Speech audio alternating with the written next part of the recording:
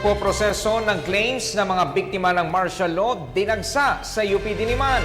Ang detalye sa ulat ni Dina Pagipitan.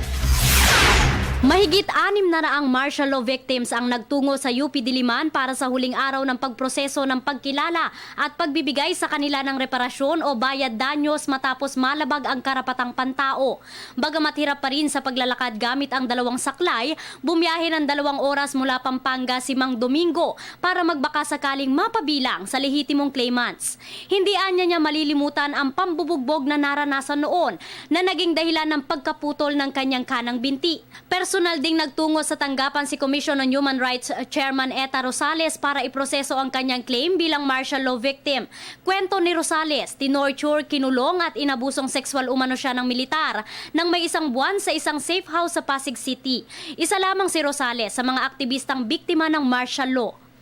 Samantala, naitala ng Human Rights Victims Claims Board o HRVCB ang may 41,981 claimants nito lamang Sabado na karamihan daw ay mga magsasaka at katutubo. Matapos makapagsumite ng affidavit ng mga aplikante, susuriin ito kung lehitimo o hindi, saka naman dedesisyonan kung sino ang mapapasama sa preliminary list. Kung walang aapela, ilalabas na ang pinal na listahan ng mga claimant na may karapatan at lehitimong makakatanggap ng reparasyon at maghahati-hati sa 10 billion pesos na pondo. Nakatakda ring mabigyan ang mga matutukoy na lehitimong claimant ng non-monetary reparations gaya ng PhilHealth at scholarships. Una rito, para maabot ang mga biktima sa malalayong lugar sa bansa, 6 na buwang umikot ang caravan ng HRVCB. Umaasa rin ang CHR at HRVCB na mapagbibigyan pa ng Kongreso at Senado ang 6 na buwang extension ng filing ng iba pang biktima.